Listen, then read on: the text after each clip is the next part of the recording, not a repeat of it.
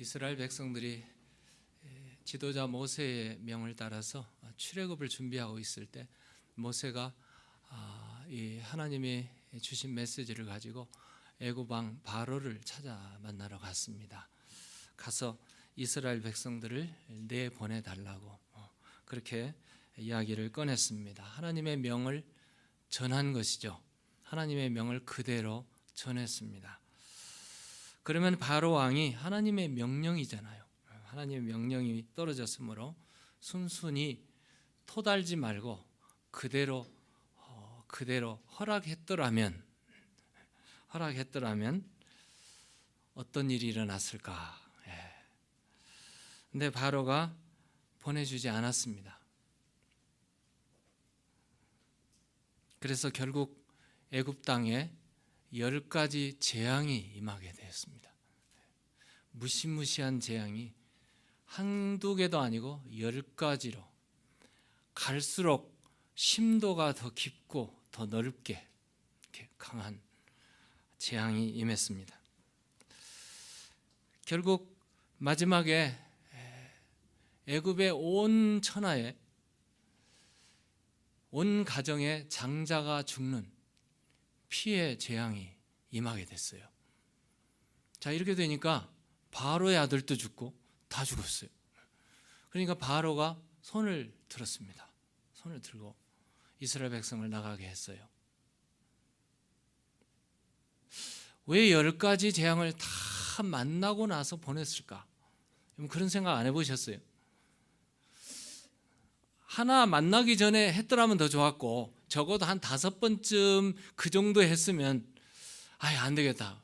손 들고 포기를 했더라면 더 좋았지 않겠는가? 왜 하나님께서 이런 징계를 10가지 재앙을 다 내리도록 다 받고 나서 끝장을 보고 나서 바로가 항복을 했을까? 놀라운 것은 성경에 보니까 거기 해답이 있어요. 해답이 있습니다. 해답이 어떻게 적혀 있냐면은 하나님께서 바로의 마음을 완악하게 하셨다. 참 어려운 말이죠. 그러면 하나님이 장본인인가? 하나님이 바로의 마음을 완악하게 조정하셨을까? 그게 아니죠. 신학적으로 이 말을 육이라는 단어를 씁니다. 다시 말하면 바로는 죄악 속에 원래 마음이 악했고 완악했는데 하나님께서 은혜를 주셔야 그게 틀어지고 고쳐지는데 하나님 은혜를 안 주고 통과해 버리셨다는 거예요. 이게 육이라는 단어입니다. 성경을 볼 때마다 우리를 깜짝 놀라게 하죠. 하나님께서 모세를 통해서 이스라엘 백성들을 내보내도록 이렇게 메시지를 전달하고 바로가 그 말을 그대로 들었더라면 참 좋았을 건데 바로가 마음이 완악해져서 거부를 했어요. 10가지 재앙을 다 임한 다음에 마지막에 손을 들고 내보내 주었습니다. 왜 그랬을까? 왜 이런 일이 있었을까? 여기에는 해답이 출애굽기 7장 17절에 나와요. 여호와가 이같이 이르노니 내가 이로 말미암아 나를 누구인 줄 알리라? 하나님이 여호와라는 사실을 알리기 위해서 하나님께서 그렇게 하신 거예요. 다시 말하면 이스라엘 백성들은 물론 애굽에 있는 모든 사람들이 참 신은 여호와 하나님 한 분밖에 없다는 것을 알리기 위해서 하나님께서 그렇게 하셨다. 성경에 이상한 사건들을 보면 그 배후에 꼭 하나님께서 내가 여호와인 줄 알리라. 여호와가 누구십니까? 여호와. 그동안 우리는 언약에 대해서 쭉 지금 시리즈로 오늘이 마지막 시간이에요. 언약의 마지막 시간. 언약을 지키시는 하나님은 여호와 하나님이신데 여호와라는 말은 스스로 계시는 분, 지존자라는 뜻이죠. 영어에는 I am who I am. 지존자.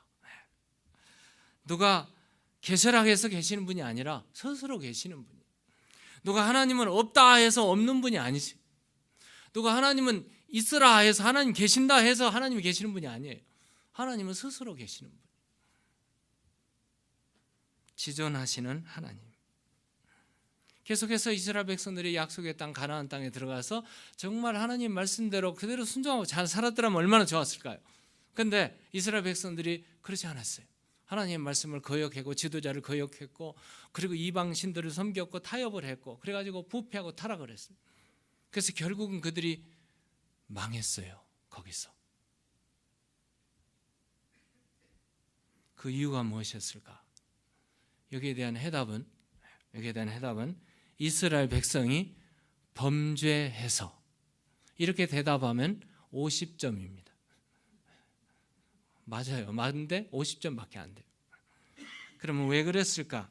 이유가 뭘까?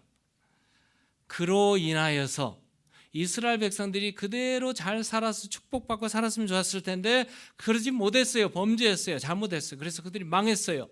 그 이유가 있습니다. 그 이유가 뭘까?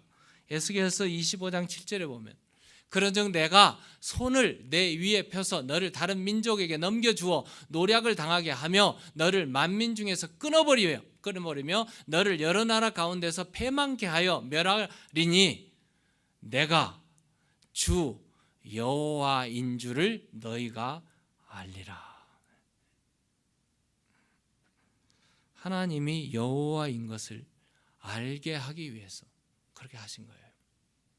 이스라엘 역사를 보면 이스라엘 역사는 참 비참한 역사죠. 잘 살았으면 좋았어요. 크게 2번 패망을 합니다. 구약 시대에 보면은 바벨론으로부터 패망을 당해요. 그들이 그렇게 의지했던 시온성, 예루살렘 성이 초토화됐습니다. 다 무너졌습니다. 그리고 다 무너진 다음에 그들이 백성이 뿔뿔이 흩어지고 포로로 사로잡혀갔어요. 바벨론 왕 느부갓네살 왕이 그냥 철저하게 다 망하겠습니다. 그들이 망했어요. 그들이 포로로 사로잡혀갔습니다. 왜 이런 일이 있었을까? 그들은 잘 몰랐어요. 또 한 가지 패망은 예수님 이후에 AD 70년에 로마의 황제로부터 더 장군 타이러스라는 장군으로부터 철저하게 망했어요. 예수님이 말씀한 대로 돌 위에 돌 하나 남기지 않고 다 무너지고 말았습니다. 이스라엘 백성들은 완전히 망하고 쫓겨났어요. 이스라엘의 땅에 살지 못하고 완전히 쫓겨났습니다. 각지로 흩어졌습니다. 1948년이 되기까지 무려 1900년 동안 그들은 망했어요. 로마는 그들을 철저하게 짓밟았고 순교자를 냈고 고통을 당했습니다. 그런데 결국 어떻게 됐는가? 로마도 무너졌어요. 그리고 AD 313년에 역사에 보면 콘스탄틴 대제를 통해서 로마의 국교가 기독교로 공인을 합니다. 왜 이런 일들이 있어야 될까? 왜 이런 일이 있었을까? 오늘 거기에 대한 해답이 오늘 본문 23절이에요. 오늘 본문 23절 볼까요? 우리 한번 다 같이 읽겠습니다. 시작. 여러 나라 가운데서 더럽혀진 이름 곧 너희가 그들 가운데서 더럽힌 나의 큰 이름을 내가 거룩하게 할지라. 내가 그들의 눈앞에서 너희로 말미암아 나의 거룩함을 나타내리니 내가 여호와인 줄을 여러 나라 사람이 알리라. 주 여호와의 말씀이니라. 이 많은 역사를 통해서 패배하고 망하고 고통당하고 그 이유가 내가 여호와인 줄을 알게 하리라. 그거였어요. 신약 성경에 보시면 예수님께서 이 땅에 오셔서 하신 일이 있어요. 여러 가지 일들을 하는데 3가지로 종합하죠. 첫 번째는 가르치셨어요. 두 번째는 설교하셨어요. 그리고 3번째는 치유하셨습니다. 이걸 가르쳐서 영어에서는 teaching, preaching, healing 이렇게 말을 합니다. 3가지를 꼭 하셨어요. 근데 그 중에 많이 사역하신 분 중에 하나가 바로 힐링이었어요. 많은 환자들, 병자들이 찾아왔습니다. 예수님이 그들을 다 고쳐주었어요. 그 이유가 뭐였을까요? 그 이유가 성경에 예수님이 하나님의 아들인 것을 알게 하려고 그렇게 하신 거예요. 요한복음 10장 38절에 보면 이렇게 기록이 돼요. 내가 행하거든 나를 믿지 아니할지라도 그 일은 믿으라. 역사죠. 기적적인 역사들. 그러면 너희가 아버지께서 내 안에 계시고 내가 아버지 안에 있음을 깨달아 알리라. 하나님과 예수님이 바로 하나님이라는 것을 알리라 그러셨습니다. 구약에는 하나님께서 여호와를 알리라, 신약에는 예수님께서 사건들을 일으키고 고쳐주시고 예수님이 바로 내가 하나님이 보내신 자요 하나님의 아들인 것을 너희가 알리라 이렇게 말씀하십니다. 요한복음 13장 19절에 보면 이런 말씀이 지금부터 일이 일어나기 전에 너희 미리 너희에게 일러둠은 일이 일어날 때에 내가 그인 줄 너희가 믿게 하려 함이라. 예수님께서 제자들에게 전부 말씀하세요. 며칠 후고 무슨 일, 그 다음에 무슨 일 이런 거 미리미리 다 말씀해 주셨어요. 제자들은 그걸 다 못 믿어요. 알지도 못하고 믿지도 못하고. 근데 예수님께서 십자가에 죽으시고 부활하신 다음에 그들이 깨닫게 돼요. 그분이 하나님의 아들이라는 사실을 깨닫게 됩니다.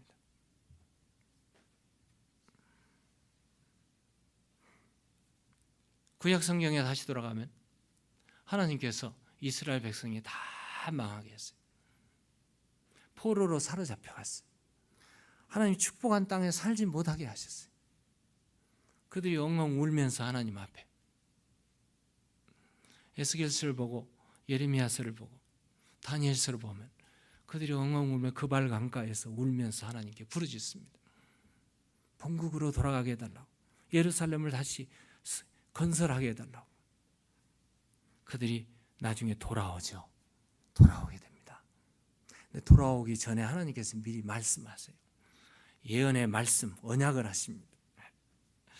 오늘 본문 마지막 절에 보면은요, 마지막 절에 하나님께서 내가 너희에게 이러이런 일들을 하고 이스라엘의 모든 백성들이 본국에 와서 거하게 되리라 그렇게 말씀하시는데, 그 바로 말씀하시기 전에 하나님께서 약속을 하세요. 무슨 약속?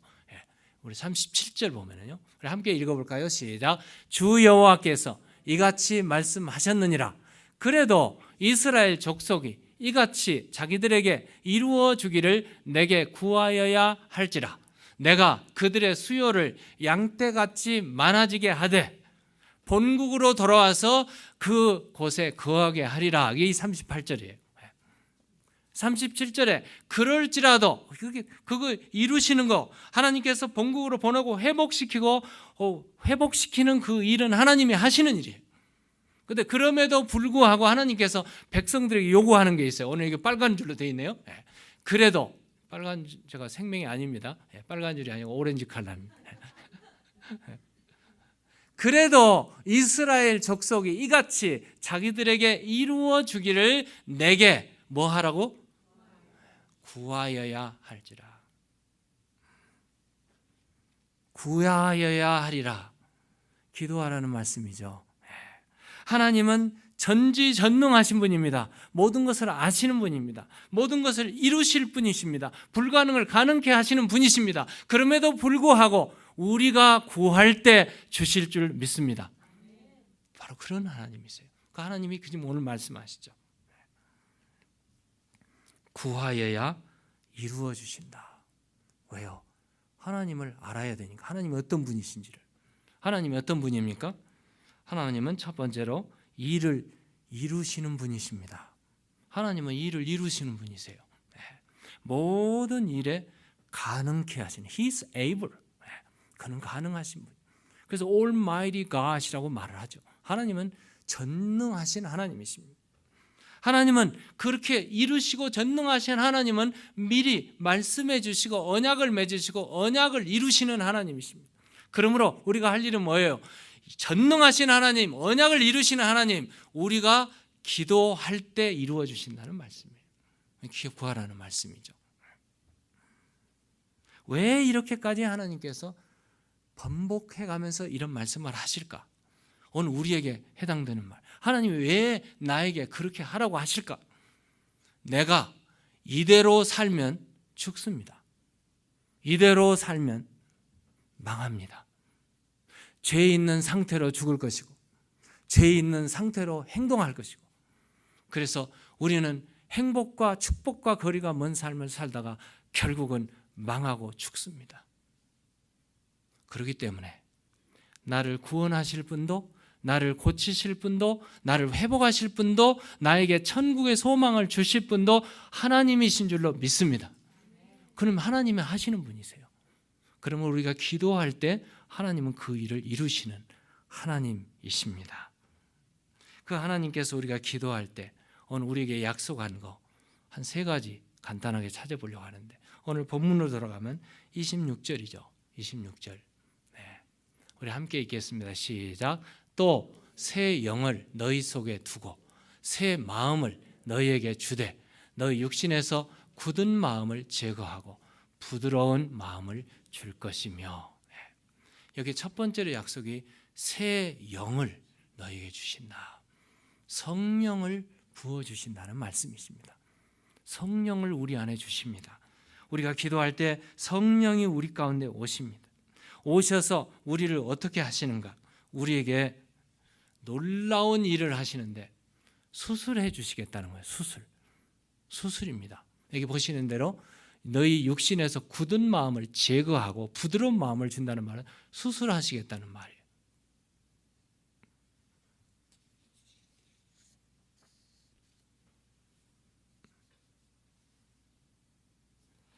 성령이 우리 안에 오시면 우리의 굳은 마음은 다 사라지고 부드러운 마음으로 바꾸어 주시는데, 성령이 하시는 일입니다.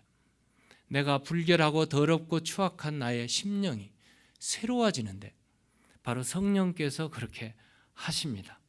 오늘 본문 26절 전에 25절에 보면 이렇게 기록되어 있습니다. 맑은 물을 너희에게 뿌려서 너희로 정결하게 하되 곧 너희 모든 더러운 것에서와 모든 우상 숭배에서 너희를 정결하게 할 것이며. 누가 하시는 일입니까? 성령께서 오실 때 가능한 일입니다. 우리의 모든 죄악이 깨끗이 씻음을 당합니다. 구약 성경에는 우리의 죄를 씻기 위해서 제물을 하나님께 드리고 피를 뿌렸어요. 그래도 죄가 사해졌습니다. 근데 우리 신약 성경에 오면은 우리를 위해서 세상 죄를 지고 가는 하나님의 어린 양이 친히 십자가에 피 흘러 돌아가셨습니다.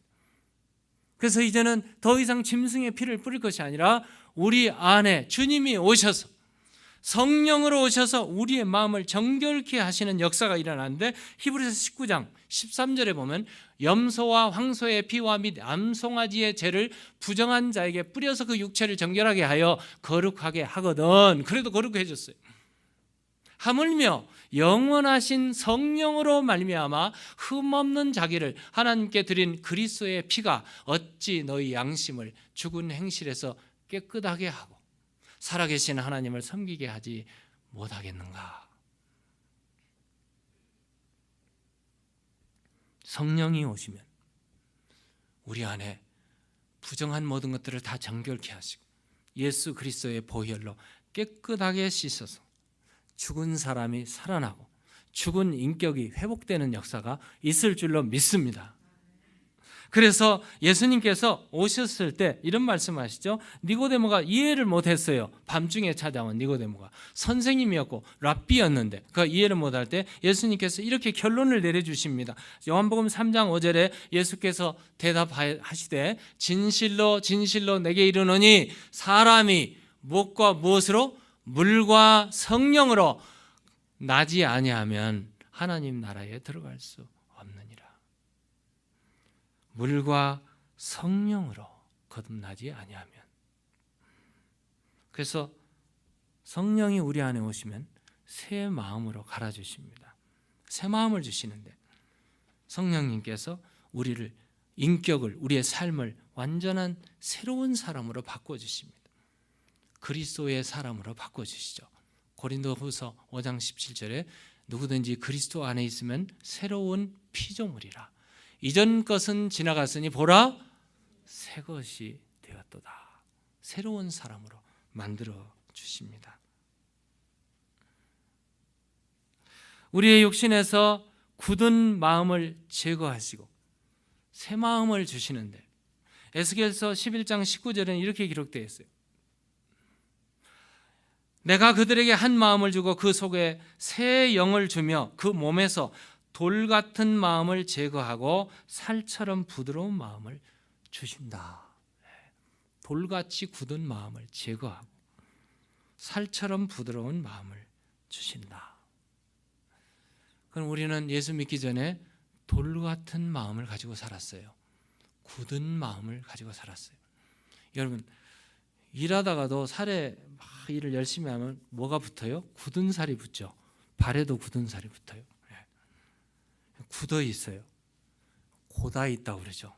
우리 사람이 굳어 있으면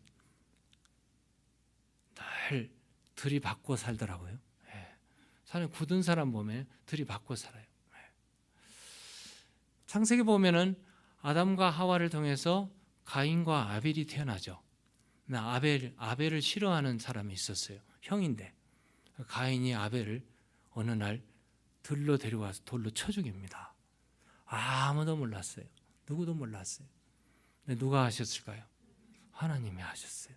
어느 날 하나님께서 가인을 불러가지고 내 아우 아벨이 어디 있느냐 묻습니다. Where is your brother? Where is your brother Abel? 하나님께서 물어요. 그러니까 가인의 대답이 뭡니까? 가인의 대답이 I don't know. I don't know. 이것도 거짓말. 여기까지도 괜찮아요. 뭐 어차피 거짓말 잘하는데 여기까지도 괜찮아요. 근데 가인이 나는 모릅니다. 거기까지만 했으면 되는데 그 다음에 한 일이 뭐예요? 내가 am I 내가 내 아우를 지키는 자입니까? Am I my brother's keeper? 내가 지키는 자입니까? 거역하죠. 이게 바로 굳은 마음입니다. 굳은 마음. 하나님을 거역해요.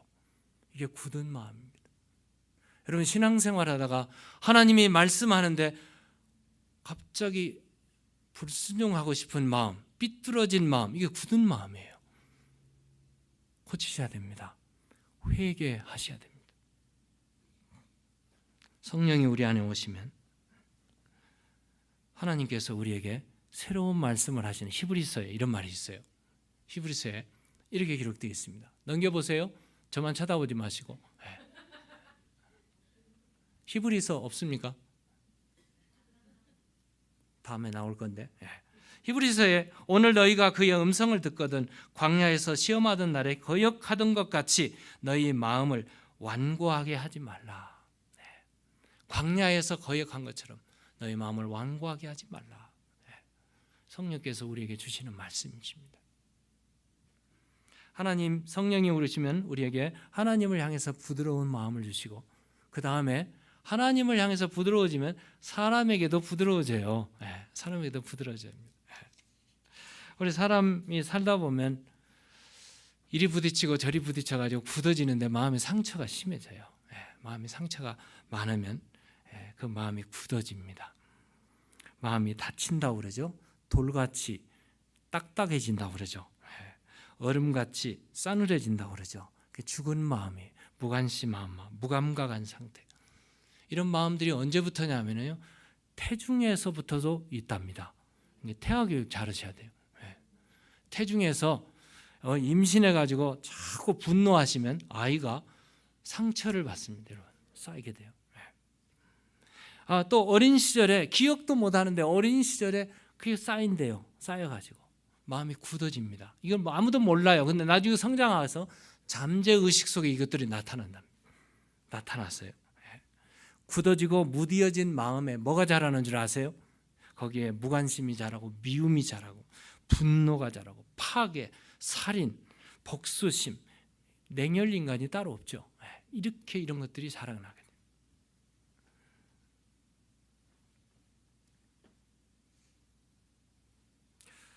여러분 피자를 먹는데 피자가 따뜻하고 말랑말랑할 때 맛있습니까? 굳어 있을 때가 맛있습니까?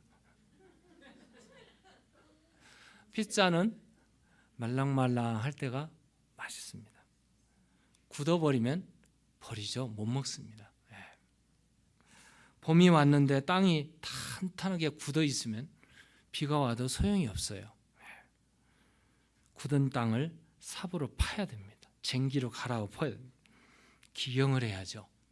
그래야 거기에 비가 스며들고 촉촉해지고 거기에 곡식을 심고 열매를 맺을 수가 있습니다. 사람의 마음이 단단하게 굳어버리면 아무리 하나님의 은혜가 쏟아져도 소용이 없습니다. 그러면 어떻게 해야 될까요? 굳은 마음을 엎어야 됩니다. 우리 성경에 말씀에 방망이로 두드린다고 그랬어요. 해머로 때려서 부서뜨려야 됩니다.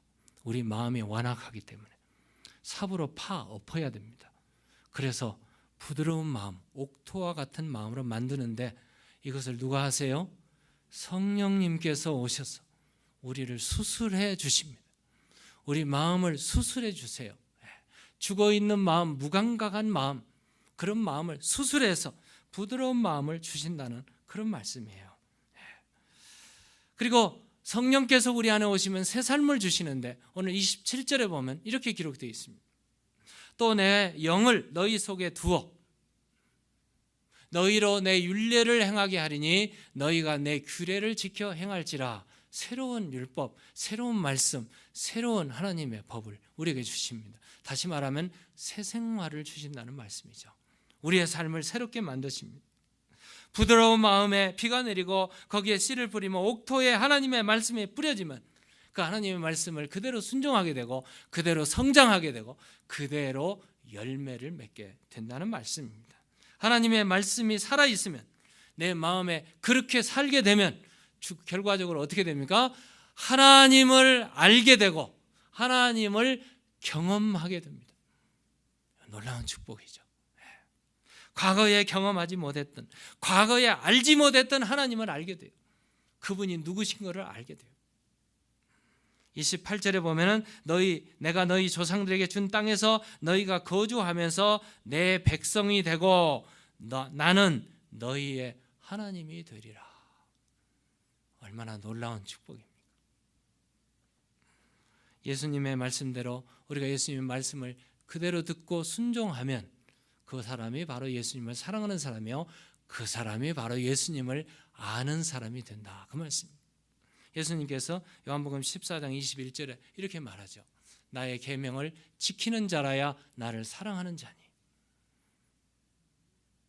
나를 사랑하는 자는 내 아버지께 사랑을 받을 것이요 나도 그를 사랑하여 그에게 누구를 나타내요? 나를 나타내리라.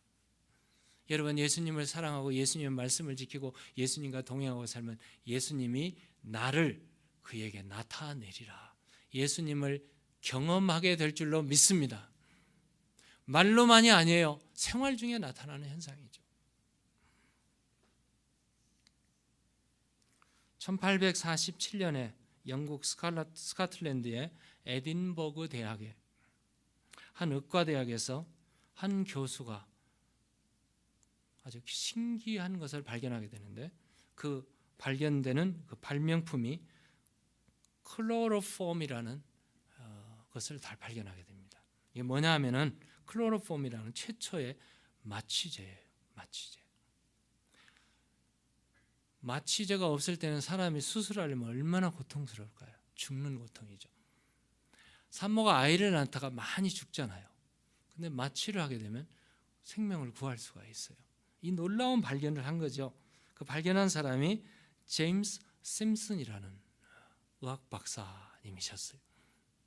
놀라운 발견이죠. 인류 의학계의 공헌이죠. 인류의 역사에 남길 만한 굉장히 큰 발명이었습니다. 언제 심포지엄을 갖게 되고 학생들을 다 모은 학생들이 강의가 끝난 다음에 학생이 질문을 했어요.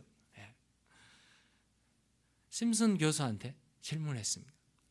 교수님이 지금까지 살아오시면서 가장 위대한 발견은 무엇이었습니까? 학생들이 전부 기대한 대답은 마취제 발견이었어요. 근데 그 심슨이 곰곰이 생각하더래요. 깊이 생각하더래요. 그리고 나서 고개를 들고 정색을 하더니 내 생애의 가장 위대한 발견은 내 생의 가장 위대한 발견은 하나님이 살아계시다는 것입니다. 그리고 하나님 앞에 나는 죄인이라는 것이 발견됐습니다. 그리고 나 같은 죄인을 위해서 하나님이 독생자 예수 그리스도를 이 땅에 보냈다는 사실입니다.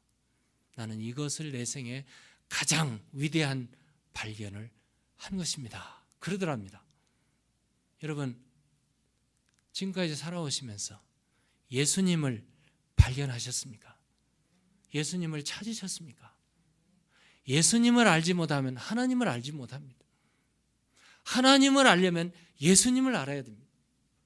예수님을 나의 구주로, 나의 생명의 구주로 영접하고 그분을 알면 하나님을 알게 돼요. 하나님이 누구십니까? 전능하신 하나님, 모든 것을 가능하신 하나님, 언약을 이루시고 언약을 맺으시고 언약을 이루시는 하나님, 전능하신 하나님인 것을 믿습니다.